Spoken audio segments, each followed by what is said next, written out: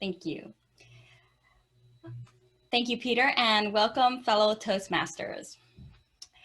Why do we have marriage counseling? Why do we have lessons where we teach people how to improve small talk? Why do we leave conversations wondering if we were really understood? When it comes down to it, it's all about communication.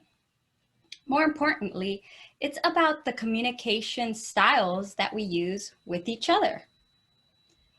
Sometimes we think that there's friction in a conversation because of the topic, when in fact, it's how we're choosing to share our ideas and what we're focusing on that's creating the friction. For example, there can be a group of people who all agree that they want to start a podcast together, They're all excited. They all think this is a great project to take on. And Candace goes, we need to create a logo. We need a website. We need a calendar for all the things we need to accomplish. Candace is a direct communicator. She's telling you what she thinks needs to be done.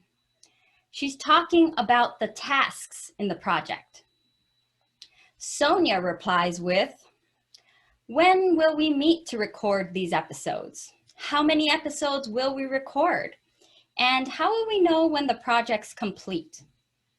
Sonia is an analytical communicator. She's asking questions. She wants more details to really understand the project. She's talking about the tasks. Adriana responds with, whoa, whoa, whoa, whoa. Calm down. We're going to do something amazing. We're going to start a podcast. This is so exciting. We're going to have so much fun. We're going to spend so much time together. Adriana is an initiative communicator. She tells you how she's feeling about the project. Then we have Voon. She's sitting there listening until someone turns around and asks, what do you think, Voon? Because Voon isn't quick to share her opinion. She waits till she's asked. She is a supportive communicator. She says, how do you all feel about the project now that we've all shared this idea? She asks, and what are we going to do if there's conflict? How are we going to make sure that this isn't going to ruin our friendships? Voon is focusing on asking questions to better understand how the project is going to affect the relationship. Maybe you've noticed patterns.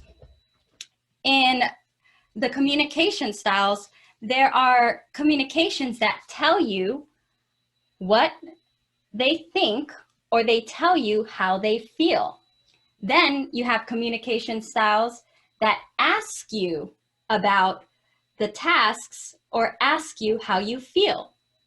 Two of the communication styles focus on tasks, while two focus on feelings.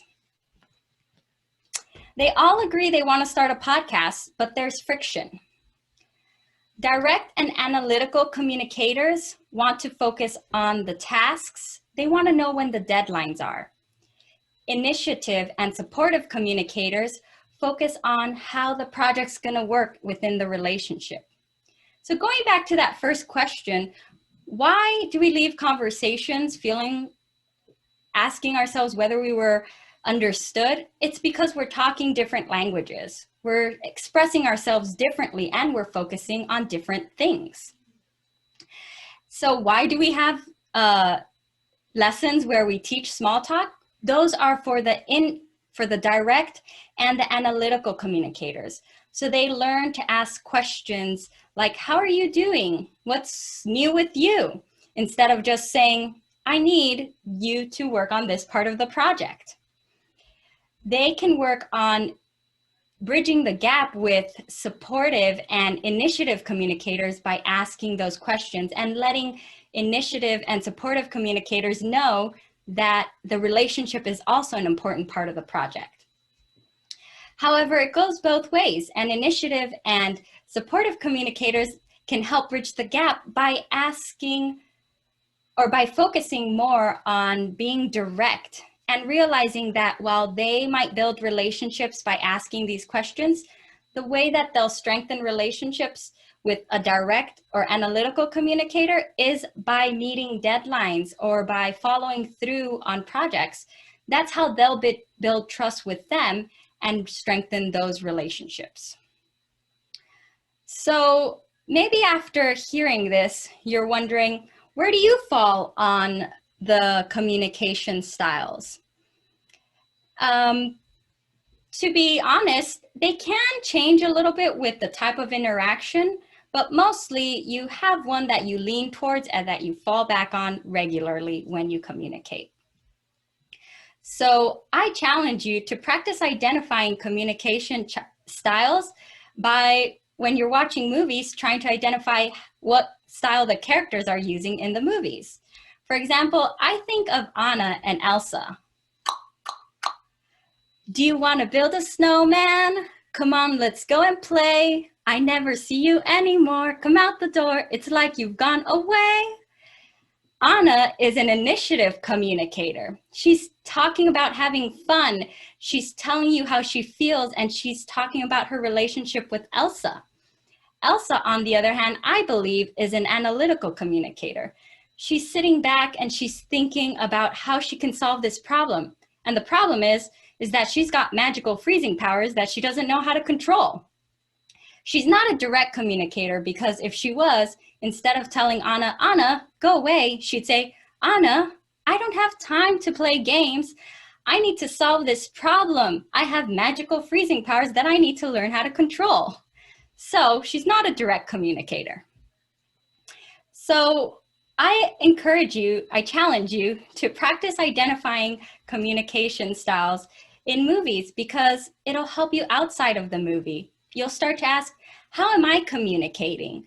And how are they communicating with me? And that'll help you with your relationships and your projects.